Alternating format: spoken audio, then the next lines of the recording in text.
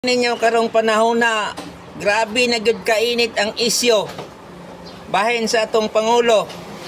Wala to ang pangutana kung asa na gyud ang atong pangulo. Mao gyud nay singgit sa katawhang Pilipino sa pagkakaron. Nainiingon nga ni atin sa April 9, 2026 sa araw ng kagitingan napoy miingon nga wala na siya.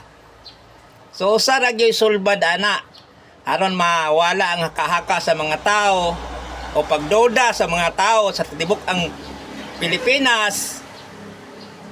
Usa ra gyud ipag-live gyud ang atong pangulo, ipauban si Ate Claire kana aron mawala gyud ang duda sa mga tao kung asa naron ang atong pangulo. Dagang mga video ng gawas, sumala pa sa nag-comment, bisan ako mismo, nakabantay man ko. Dugay na to sa mga video, kay tambok pa man si Marcos nga adto. Di ba? Bisan ka mo, makabantay man siguro mo, pero ang ila dyong gimo, ila dyong pamatuod nga maogyod kuno to nga pizza, nga tuwa si Bongbong Marcos ni atin sa maong event. Pero wala tayong mahimo, kay ila man ang personal. Diba? Pero haron lang gyud mahuwasan yung mga tao aning Pilipinas gyud. Dapat man gyud pun makabalota. Kay presidente man siya.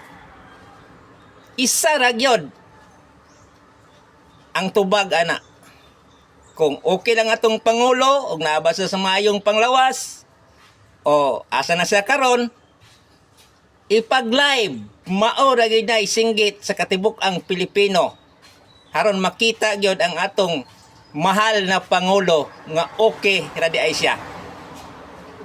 Kung mahimo, ipabuhat gyud na siya haron mawala ang kahaka aning katibok ang katawhan sa Pilipinas. Kung asa na ka, Mr.